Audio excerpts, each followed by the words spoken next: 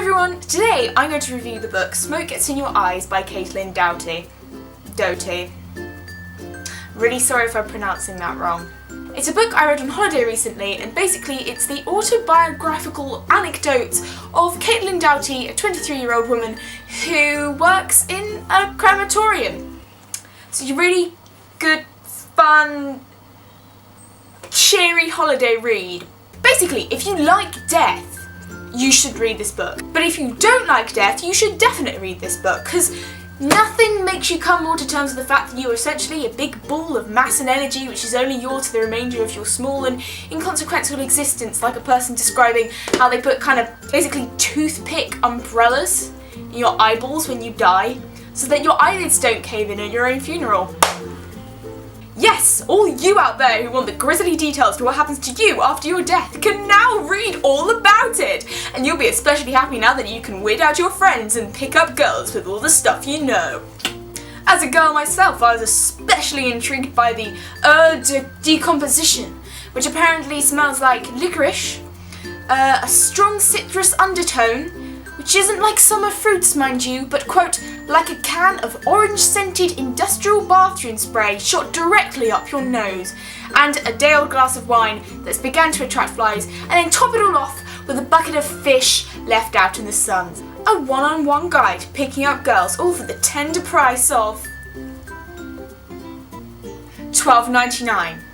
This book is also brilliant because apart from its ability to teach you the facts to pick up girls, it, as you've probably guessed by now, doesn't avoid the fact that it pretty much talks about dead people consistently for all 248 pages. And in fact, one of the main messages in this book, I think, is this insistent plea for us not to do the thing which we in our Western society have done for the rest of our lives, which is just ignore the fact that death exists completely. That it is gross, it is disgusting, and sometimes it's just plain weird. We have celebrations of life as opposed to funerals. We bury morgues deep below hospitals, away from everyone else, unsignposted, unmentioned, despite the fact that the dead bodies aren't actually going to hurt you, disease, medically or otherwise, and funeral homes, crematoriums and morgues charge hundreds of pounds and go to vast measures in unusual and slightly creepy ways in order to make sure that when the loved ones of the deceased see the deceased, they don't look deceased. They go into that more in the book, and let me just say, you will never see hot glue in the same way again. And all of this creates a society where death is terrifying to us. We are literally fixated on the idea of a zombie apocalypse. We're terrified of ghosts, and we spend hundreds and hundreds of pounds a year on anti-aging products to try and reverse the signs of our inevitable demise. I'm sorry, it's harsh, but it's true. But Gemma, you say, surely everyone is afraid of death? That's just a natural part of being human and being alive. Well, yes, I'm sure that's probably true, but the Buddhists who historically have meditated on top of dead bodies through the stages of their decomposition are going to be less afraid of that zombie than you are.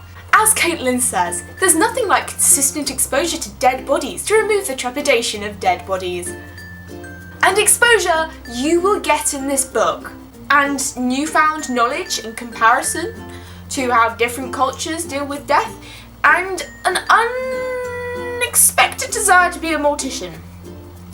Maybe that is just me though. This book shows you why it is important that we change our view on death, taking inspiration from more death-friendly cultures and practices throughout history, like the Buddhist monks, in order to search for what Caitlin describes as the good death, whatever that may be for you as an individual or as a society. It's philosophical, it's fucking hilarious, and it is so important to read for anyone of any age. And if you do read it, and you did enjoy it, then on YouTube, Caitlin has her own YouTube channel called Ask a Mortician, where you can, well, ask a mortician. It's like the videos on BuzzFeed where they ask whatever culturally trending group of repressed people the questions which you'd never dare to ask. I hope you liked my video, and if you're new here, like, share and subscribe. That was so cheesy, I've really got to stop doing that.